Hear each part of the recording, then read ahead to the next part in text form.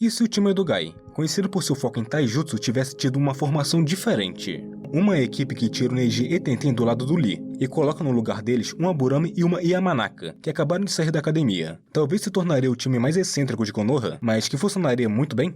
A ideia desse time é que, depois de ver como os Genins estavam evoluindo, o conselho de Konoha decidiu testar um novo tipo de formato de time. No caso, pegar um Genin mais experiente e colocar com novatos, para ver se isso acelerava o amadurecimento da geração de ninjas mais nova. Assim, ao juntar quem ainda tá no começo com alguém que tá um pouco à frente, nesse caso aqui, um ano mais experiente, mas que é o suficiente para ensinar só de estar ali. Se você não sabe e encontrou esse vídeo só jogado por aí, isso aqui é uma pequena sequência de vídeos mudando as formações dos times de Naruto. Você vai perceber que parece que tem algumas pontas soltas aqui ou ali no vídeo, mas é para eu não repetir partes que eu já falei em outro vídeo. Mas nada que atrapalhe, você só vai estar perdendo uma coisa nova ou outra nos vídeos.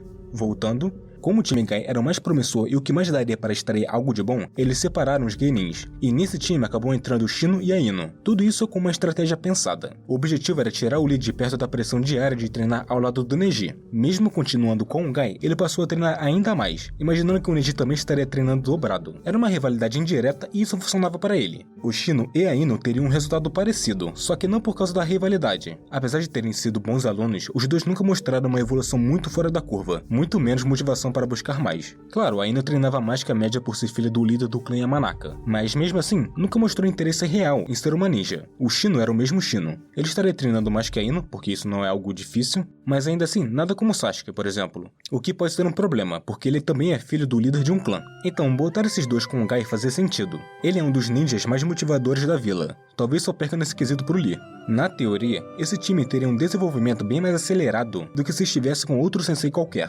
Se vai funcionar na prática, aí você vai ter que ver o vídeo. E se não deu pra perceber ainda, eu tentei dar um motivo para esse time ser formado. Como todos são da mesma geração e o time original do Guy é só um ano mais velho que os outros, eu tinha que dar algum motivo para isso. Me diz se funcionou aí. Mas continuando, porque você não quer ouvir isso e sim como iria ser o time, que sairia de um time totalmente focado no físico para uma equipe bem mais equilibrada. Para começar, o Guy faria a clássica pergunta que fez pro Lee, Neji e Tenten, quando virou sensei deles. Qual o seu objetivo? Guy e o Lee se apresentariam da forma deles, o que talvez agradaria o Shino por eles serem fáceis de se aproximar e serem energéticos. Eu vejo o Shino aceitando facilmente qualquer time, ainda mais que ele é bem versátil e funcionaria com quase todas as formações. E como o sonho dele nunca foi muito explorado nessa fase, eu manteria o mesmo que ele tem mais pra frente. Ter um inseto raro gigante e se tornar professor.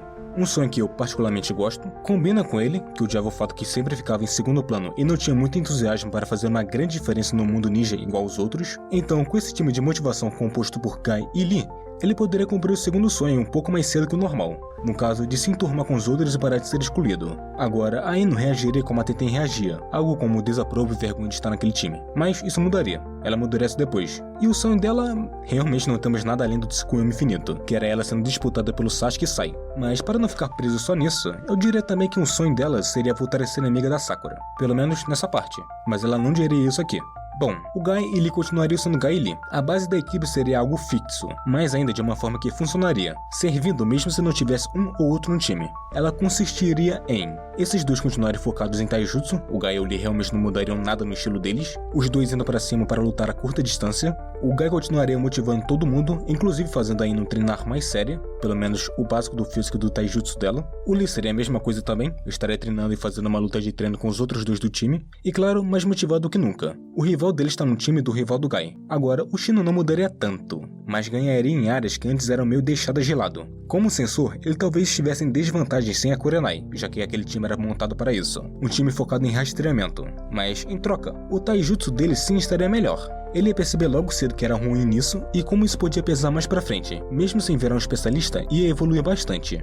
E juntando isso com o jutsu de insetos, o Shino viraria um ninja mais versátil, lutando a média distância com os insetos e dando conta no corpo a corpo se alguém se aproximasse.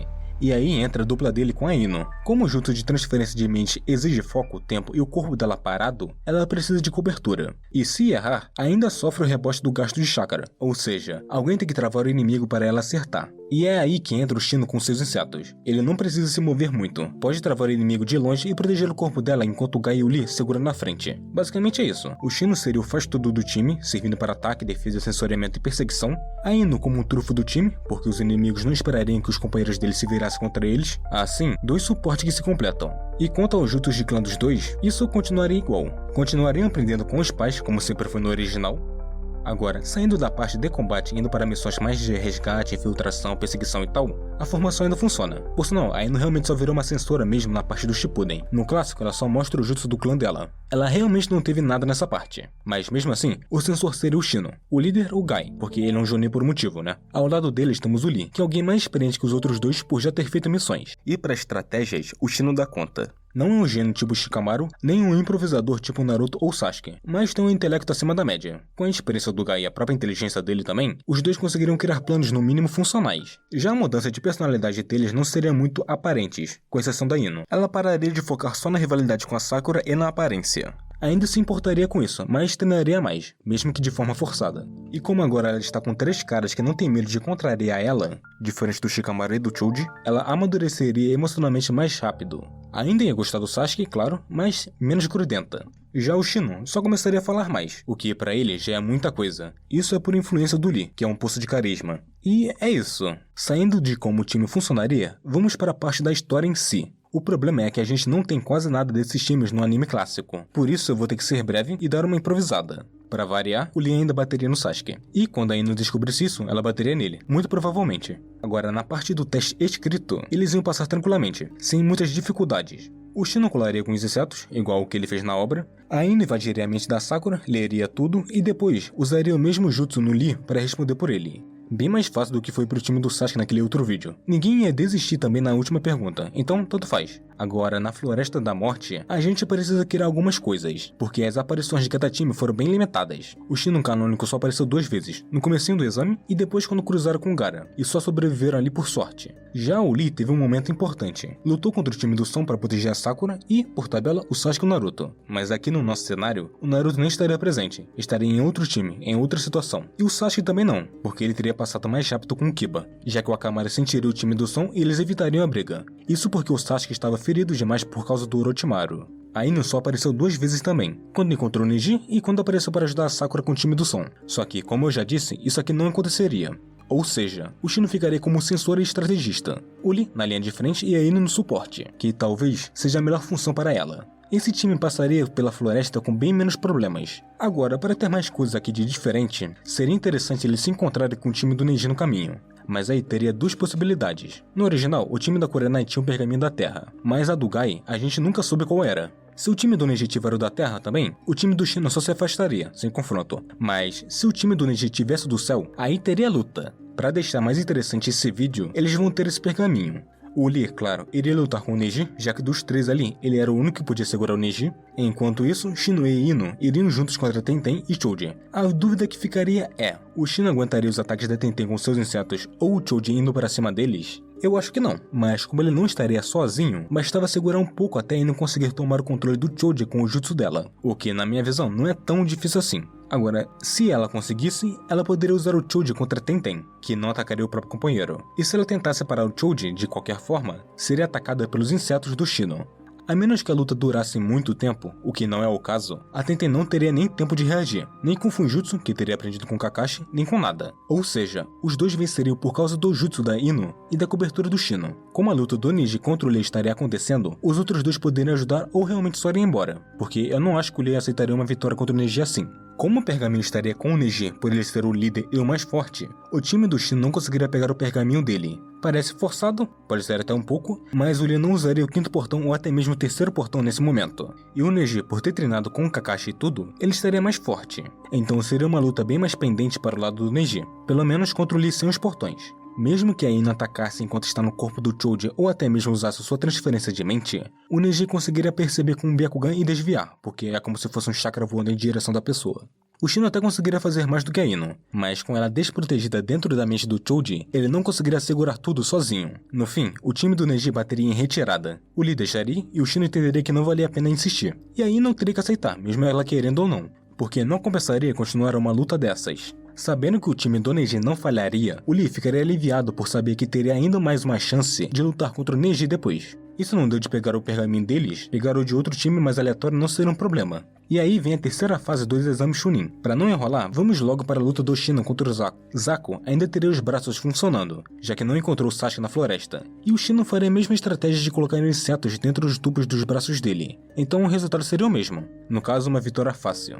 Ele nem precisaria usar Taijutsu ou mostrar a nova força dele. Agora, Ino versus Sakura. Quem viu o outro vídeo já sabe como isso termina. A Ino venceria. Ela teria um melhor preparo físico e Taijutsu mais aprimorado, então ela partiria pra cima, igual no original, mas desta vez superando a Sakura. A Sakura até tentaria recuar e usar as ferramentas e genjutsus que aprendeu com a Kurenai, mas isso só abriria espaço para o jutsu de mente da Ino. E mesmo que não quisesse, só de pressionar a Sakura, ela não iria aguentar por muito tempo. Poderia até sair machucada ou perder se caísse num genjutsu, mas colocando na situação em que elas lutassem 10 vezes, a Ino venceria 6 ou 7. Ou seja, maior chance de vencer. Agora, o Lee. Todo mundo sabe como isso terminaria, né? O Lee perderia de uma maneira ou de outra. Eu realmente gostaria de fazer o Lee passar, mas no final das contas, o Gaara era impassável para os ataques do Lee. Não deveria, mas foi o que aconteceu. Mesmo o Lee estando mais forte e tudo, ele no máximo suportaria alguns segundos a mais no quinto portão, que sim, ainda seria necessário, mas não seria o suficiente. Ele daria mais trabalho pro Gaara, o público ia ficar ainda mais impressionado, mas no final, perderia do mesmo jeito. Então realmente, a única diferença real seria a vitória da Ino. Ela passaria para a próxima fase. E claro, nesse um mês de descanso antes do exame final, rolariam algumas mudanças nos personagens. Menos por Lee, que continuaria inválida depois da luta contra o Gaara. A Ino estaria mais motivada para treinar, parte porque ficou feliz de ter vencido a Sakura, e parte porque também viu o quanto a rival tinha evoluído nesse tempo afastadas por causa das missões. Ela poderia muito bem seguir com os treinos físicos e de taijutsu com Gai, mas também pedir pro próprio pai ensiná-la os jutsus do clã. Até mesmo poderia começar a desenvolver habilidades sensoriais, nada absurdo ainda, mas já seria uma evolução. O Shino faria algo parecido, treinar físico e taijutsu com Gai e, com o pai, aprimorar as técnicas do clã Burami. Assim, os dois estariam mais completos e mais fortes do que no canone, indo além da função de ninjas sensoriais ou de suporte. Seria até interessante ver o Shino combinando o taijutsu dele com seus insetos para lutas corpo a corpo. Agora, com eles mais desenvolvidos, podemos seguir para as lutas, já que, bem, não tem muito o que dizer nessa parte. Aqui não teria Shino vs Kankuro, isso fica para depois então, por isso vamos para Ino. O problema é, com quem ela lutaria? No original sobraram 9 participantes, aqui sobram 10 por causa dela. Como as lutas já estavam definidas, a Ino pegaria o Dozo, só que o Dozo morre pro Gaara antes, ou seja, ela passaria direto sem lutar. Seria a mesma ideia do que aconteceu com a Temari, mas se tivesse acontecido essa luta, o resultado seria de que a Ino perderia, principalmente pelo cenário e pelo estilo dos dois. Ela melhorou no físico treinando com Gai, mas o foco dela continuou sendo os jutsus do clã. Encarar o Dozo de perto não é uma boa ideia. Os ataques de som dele teriam muito mais espaço na arena aberta, sem árvores, pedras ou qualquer coisa para bloquear, nem esconderijo ela teria. E mesmo se ela conseguisse se esconder, o Dozo conseguiria descobrir o que os outros estavam escrevendo só pelo som do lápis. Então ele com certeza conseguiria ouvir batimentos, respiração e qualquer outro mínimo movimento. Agora, se fosse um local mais cheio de obstáculos, com tempo para ela se preparar, aí sim teria mais chance. Não seria vitória garantida, mas dava para lutar. Mas como nessa situação, ela perderia. Então seguimos para a invasão do Orochimaru. E como ainda não tem nada nessa parte, ela não é mostrada nem nada do tipo, vamos logo por Shino e Kankuro. A situação não seria a mesma, com exceção do Shino e do próprio Kankuro. Vindo a força do Shino no teste anterior do exame Chunin, o Kankuro percebeu que lutar contra o garoto dos insetos não seria fácil. Por isso aprimorou sua marionete da forma que podia. Ou seja, temos aqui uma situação onde os dois ficariam mais fortes. Shino por ter treinado com o Gai e Kankuro com veneno. Marionete mais potente e melhor controle dela. Essa luta continuaria equilibrada, mesmo que os dois estivessem mais fortes. Kankuro conseguiria abrir vantagem com ataques surpresas, tentativas de envenenamento e uso do Karasu. Já o Shino responderia com infiltrações de insetos na marionete e clones de insetos. E claro, todas as outras maneiras que ele consegue usar dos insetos. Porque, como vimos, o Shino sempre tentou terminar a luta rápido para cumprir a promessa que fez ao Sasuke de ir ajudá-lo depois. Então a luta seria ainda mais rápida, só que também mais intensa que na obra original. O problema começaria quando o Shino se aproximasse. Ficar muito perto é um risco para marionetistas, a menos que seja o Sasori. E o Shino agora tinha o que precisava para encurtar essa distância. Mesmo sem um taijutsu muito avançado, ele conseguiria invadir a zona de conforto do Kankuro, avançar entre os ataques e forçar o combate corpo a corpo se fosse preciso. Claro, tudo isso usando os insetos, né? Já que é a principal habilidade dele. E mesmo que o Kankuro conseguisse ferir o Shino, os insetos já estariam se espalhando, drenando seu chakra. No fim, o Kankuro resistiria mais que no original. O Shino também, e da mesma forma o resultado seria o mesmo, com o Kankuro derrotado. Eu ainda acho que o Shino respiraria o veneno, só que como a luta acabaria mais rápido, ele talvez percebesse e tentasse voltar para a vila, ou desmaisse no caminho, sem chegar a tempo. E isso deixaria ele decepcionado consigo mesmo por não cumprir a promessa. No fim das contas, talvez nem importe se esse time realmente teria dado certo, mas agora eu quero saber de você. Esse time aqui tem mais potencial do que no original? Tem mais uma outra coisa que eu gostaria de falar. Por acaso esses vídeos aqui estão muito otimistas demais se comparado ao que realmente aconteceria? Eu estou curioso confuso com isso, já que não tenho espaço para ficar falando cada mínimo detalhe do que poderia acontecer nesse What If. Mas obrigado por assistir, não vai ter nada mais depois, porque esse time se tornaria irrelevante daqui pra frente da história, porque ele não mexe mais com nada. Além do Lee, claro, que aparece para lutar contra o Kimimaro. Mas é isso, curta, se inscreva, compartilhe, obrigado por assistir e nos vemos em outro vídeo.